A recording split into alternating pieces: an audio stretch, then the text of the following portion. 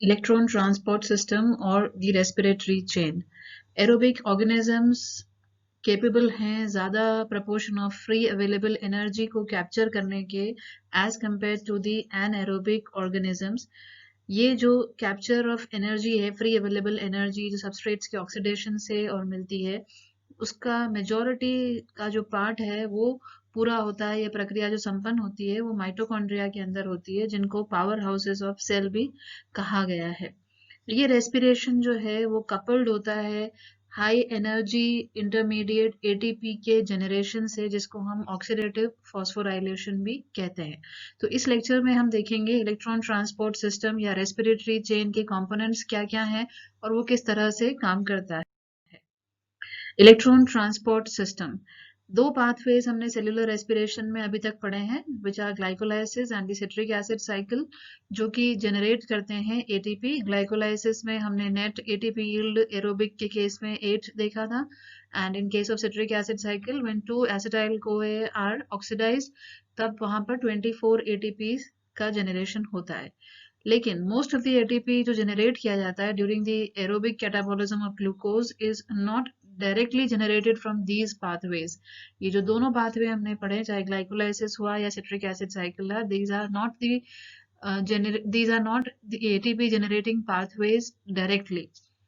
rather ये derive होता है एक प्रोसेस से जो प्रारंभ होता है by moving electrons through a series of electron transporters that undergo redox reactions, जिसको हम इलेक्ट्रॉन ट्रांसपोर्ट चेन या इलेक्ट्रॉन ट्रांसपोर्ट सिस्टम कहते हैं। तो ये जो डायरेक्ट जो जनरेशन है एटीपी का, ये प्रोसेस होता है through transfer of electrons in a chain of redox reactions, जो इलेक्ट्रॉन ट्रांसपोर्ट सिस्टम के द्वारा किया जाता है। यूकैरियोटिक ऑर्गेनिजम्स में ये इलेक्ट्रॉन ट्रांसपोर्ट चेन माइटोकॉन्ड्रिया की इनर मेम्ब्रेन में एम्बेडेड होती है। माइटोकॉन्ड्रिया की जो मेम्ब्रेन्स हैं, माइटोकॉन्ड्रिया में यूनिट मेम्ब्रेन पाई जाती हैं। The outer membrane is permeable to most of the metabolites, but the inner membrane is selectively permeable, और उसके अंदर वो इनक्लोज करती है मैट्रिक्स। आउटर मेम्ब्रेन में कई एंजाइम्स पाए जा सकते हैं। इनर मेम्ब्रेन के अंदर जो कॉम्प्लेक्सेस हैं, इलेक्ट्रॉन ट्रांसपोर्ट सिस्टम है, इसके प्रोटीन्स एम्बेडेड रहते हैं। एरोबिक ऑर्गेनिजम्स में ये रेस्पिरेशन कपल्ड होता है to the generation of high energy intermediate ATP by oxidative phosphorylation. हमने दो फॉस्फोराइलेशन के प्रोसेसेस पढ़े हैं, एक substrate level and an oxidative phosphorylation. In this lecture we would be dealing with the processes involved in oxidative phosphorylation. Electron transport system या उसके components किस तरह से माइटोकॉन्ड्रिया में अरेंज रहते हैं, ये इस डायग्राम से हम देख सकते हैं। This is the outer membrane of the mitochondria, जो बाइलिपिड लेयर है। इनर मेम्ब्रेन जिसके जो कि मैट्रिक्स को सराउंड करती है। सिट्रिक एसिड साइकिल का पूरा प्रोसेस इसी मैट्रिक्स में संपन्न होता है। पायरुविक एसिड डीकार्बोक्सिलेशन यहाँ संपन्न होता है। इनके सारे एंजाइम्स जो रेगुलेट करते हैं वो इसी मैट्रिक्स में पाए जाते हैं, और ये एक ईज प्रोवाइड करते हैं कि जो भी NADH या FADH2 जनरेट हो रहे हैं वो सीधा इस इलेक्ट्रॉन ट्रांसपोर्ट सिस्टम में अपने इलेक्ट्रॉन्स दे सकें। तो चाहे सिट्रिक एसिड साइकिल से सक्सिनेट से फ्यूमरेट बनते समय FADH2 का ऑक्सीडाइजेशन करना हो, या 3 स्टेप्स जो सिट्रिक एसिड साइकिल में NADH जनरेट करती है उस NADH को पुनः ऑक्सीडाइज करना हो, तो these are oxidized through these electron transport system. ये इनर माइटोकॉन्ड्रियल मेम्ब्रेन में लगे हुए प्रोटीन कॉम्प्लेक्सेस हैं, और साथ ही में इनर मेम्ब्रेन कॉम्प्लेक्स में एक एंजाइम है ATP सिंथेज। दोनों मेम्ब्रेन के बीच की जगह इंटर मेम्ब्रेन स्पेस कहलाती है। Electron transport system, electron transport, जो इलेक्ट्रॉन को ट्रांसपोर्ट कर रही है ऐसी श्रृंखला इलेक्ट्रॉन ट्रांसपोर्ट चेन या ऐसी इलेक्ट्रॉन ट्रांसपोर्ट सिस्टम कहलाती है। It is essential metabolic pathway जो रिडॉक्स रिएक्शंस के द्वारा एनर्जी को प्रोड्यूस करती है, and this is the most efficient pathway for producing energy. कि यदि सेल के अंदर सबसे एफिशिएंट कोई पाथवे है which produces energy in the form of ATP, so this electron transport system is there. Initial substrates जो इस साइकिल के लिए हैं वो अलग अलग मेटाबोलाइट्स के जो एंड प्रोडक्ट्स हैं उनसे ऑब्टेन किए जाते हैं, चाहे कार्बोहाइड्रेट, प्रोटीन या लिपिड मेटाबॉलिज्म के जो एंड प्रोडक्ट्स हैं वो इसके लिए सबस्ट्रेट्स हैं। मोस्ट ऑफ द एनर्जी जो लिबरेट होती है during oxidation of carbohydrate, fatty acid and amino acids is made available in this mitochondria as reducing equivalents या इलेक्ट्रॉन्स। तो चाहे तीनों कार्बोहाइड्रेट, फैटी एसिड या अमीनो एसिड की जो एनर्जी लिबरेट हो रही है जब उनका ऑक्सीडेशन हो रहा है इन फूड स्टफ्स का, तब जो उनकी एनर्जी है that is made available in the mitochondria in the form of electrons और रिड्यूसिंग इक्विवेलेंट्स। ये जो इलेक्ट्रॉन्स हैं they flow through the respiratory chain through a redox potential of 1.1 volt, कि जब ये श्रृंखला प्रारंभ होती है और जहां ऑक्सीजन पर खत्म होती है तो प्रारंभ इसका होता है NADH से। तो यहाँ NADH से मॉलिक्यूलर ऑक्सीजन तक जब इलेक्ट्रॉन्स का फ्लो होता है तो वो रिडॉक्स पोटेंशियल 1.1 वोल्ट के एक फ्लो में जाते हैं and pass through 3 large protein complexes. Electron transport श्रृंखला सीरीज में जुड़े हुए एंजाइम कॉम्प्लेक्सेस से मिलके बनी हुई होती है, which are specially separated enzyme complexes जो इलेक्ट्रॉन्स को ट्रांसफर करते हैं from electron donors to electron receptors. जो इलेक्ट्रॉन डोनेट कर रहा है वो ऑक्सीडाइज हो जाएगा और जो इलेक्ट्रॉन रिसीव कर रहा है वो रिड्यूस हो जाएगा। तो ये रिडक्शन ऑक्सीडेशन रिएक्शंस यानी रिडॉक्स रिएक्शंस के सेट्स के थ्रू इलेक्ट्रॉन ट्रांसफर होता है। जैसे ही इलेक्ट्रॉन डोनेट हुआ तो the donor becomes oxidized and the acceptor जो रिसीव कर रहा है वो रिसेप्टर रिड्यूस हो जाता है। साथ साथ में यहाँ जब इलेक्ट्रॉन्स का ट्रांसफर हो रहा है तो this transfer is also accompanied by the transfer of protons. H+ जो आयंस हैं they are transferred across the membrane। ये सीरीज इनर मेम्ब्रेन में चल रहा है और जो प्रोटॉन्स हैं they are transferred across the membrane, यानी ये इंटर मेम्ब्रेन स्पेस में ट्रांसफर किए जाते हैं। इस ट्रांसफर से जो प्रोटॉन का ट्रांसफर हो रहा है it leads to the generation of an electrochemical proton gradient. जब आयंस का डिस्ट्रीब्यूशन इम्बैलेंस हो जाए कि एक तरफ प्रोटॉन इकट्ठा हो जाए, अक्यूमुलेट होना शुरू हो, तो एक प्रोटॉन ग्रेडियंट सेटअप हो जाता है, एक इलेक्ट्रोकेमिकल ग्रेडियंट सेटअप हो जाता है अक्रॉस द मेम्ब्रेन की इंटर मेम्ब्रेन स्पेस में प्रोटॉन्स अक्यूमुलेट होना शुरू होते हैं।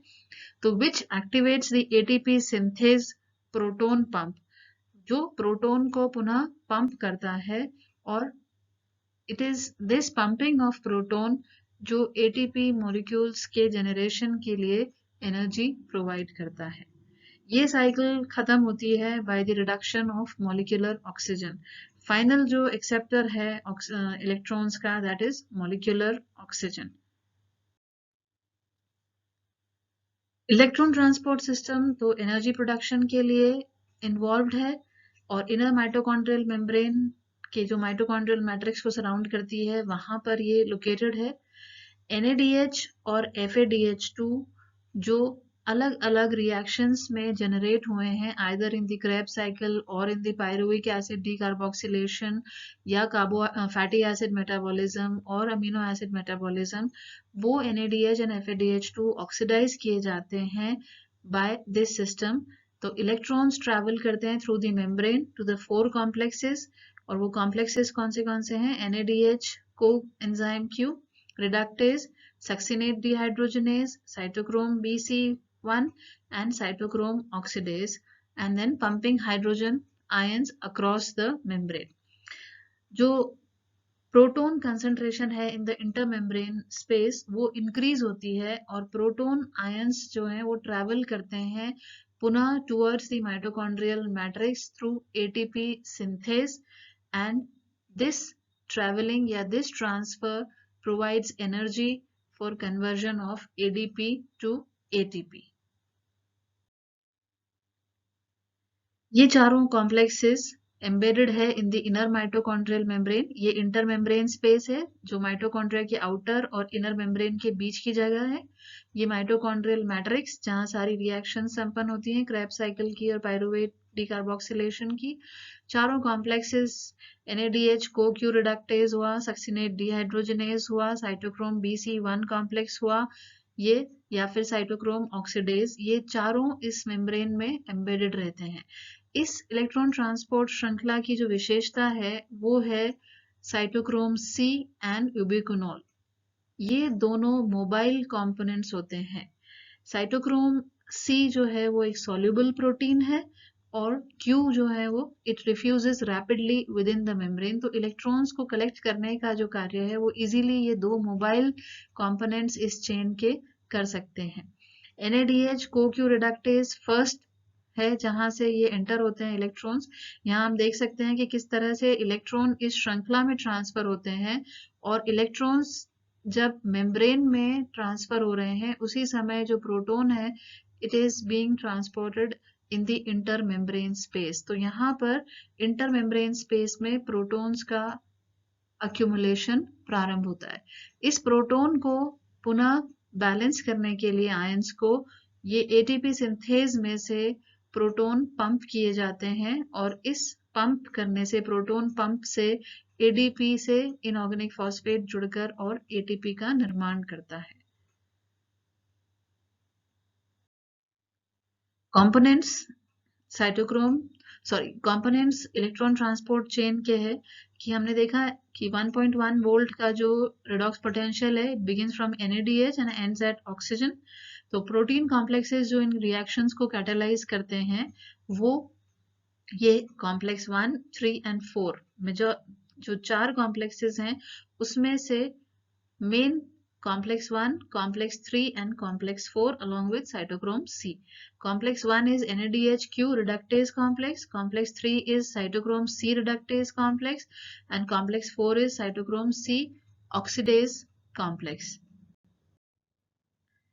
अब जो इलेक्ट्रॉन्स FADH2 से एंटर करते हैं इलेक्ट्रॉन ट्रांसपोर्ट चेन में वो सेकंड प्रोटीन कॉम्प्लेक्स जिसको सक्सिनेट क्यू रिडक्टेज कहते हैं वहां से एंटर होते हैं। इनिशियल जो इस चेन का है वो है NADH। FADH2 एंटर करते हैं सेकंड प्रोटीन कॉम्प्लेक्स पर। ये प्रोटीन कॉम्प्लेक्स सक्सिनेट डिहाइड्रोजनेज से मिलकर बना है जो कि रिस्पॉन्सिबल है फॉर जनरेटिंग FADH2 जो हमने क्रेब साइकिल में रिएक्शन देखी थी जहां सक्सिनेट से फ्यूमरेट बनता है। क्योंकि FADH2 के जो इलेक्ट्रॉन हैं वो इलेक्ट्रॉन ट्रांसपोर्ट सिस्टम में आफ्टर NADH यानी फर्स्ट कॉम्प्लेक्स को क्रॉस करने के बाद यानी फर्स्ट कॉम्प्लेक्स स्किप होता है और वो सेकंड कॉम्प्लेक्स पे अपने इलेक्ट्रॉन्स देते हैं। तो इसलिए वो कम आयंस पंप करते हैं इन द इंटरमेम्ब्रेन स्पेस। तो प्रोटीन कॉम्प्लेक्स क्योंकि सेकंड जो है it does not pump protons, इस वजह से FADH2 से जो ATP है वो हम कैलकुलेट करते हैं NADH से बनने वाले ATP से कम। FADH2 से हम 2 कैलकुलेट करते हैं और NADH से 3 ATP कैलकुलेट करते हैं क्योंकि NADH फर्स्ट कॉम्प्लेक्स पर ही अपना इलेक्ट्रॉन्स वहां पर ट्रांसपोर्ट करता है और FADH2 सेकेंड कॉम्प्लेक्स से स्टार्ट करता है। NADH सबसे पहले इलेक्ट्रॉन डोनर का काम करता है and oxidizes to NAD by the enzyme complex 1। यहाँ इलेक्ट्रॉन डोनेट करने के बाद जो प्रोटॉन्स हैं वो मैट्रिक्स से इंटरमेम्ब्रेन स्पेस में जाना शुरू हो जाते हैं। कॉम्प्लेक्स 2 का जो काम है it is the conversion of succinate to fumarate और यहाँ पर FADH2 का जनरेशन हो रहा है सेकेंड कॉम्प्लेक्स में वो आ रहा है। कॉम्प्लेक्स 3 जो ऑक्सीडाइज करता है यूबिक्विनोल को और साथ साथ में रिड्यूस करता है 2 molecules of cytochrome C। Electron transport होता है via these reactions onto complex 4 first third. Now the electrons are transported to complex 4 accompanied by the release of protons. Electrons are being transported through the electron transport chain and protons are being pumped out into the intermembrane space. Finally, जो oxidase reaction है molecular oxygen है it acts as a final electron acceptor in the complex 4 जो कि cytochrome oxidase है and gets converted to a water molecule. तो final reaction में H2O का निर्माण होता है. So oxygen is the necessary component in this case. Each enzyme complex जो है it carries out the transport of electrons accompanied by the release of protons in the intermembrane space. तो जैसे हम हाइड्रोजन को अगर देखें 1 electron 1 proton, तो 1 electron each travels through the electron transport chain while the proton is released into the intermembrane space. Thank you.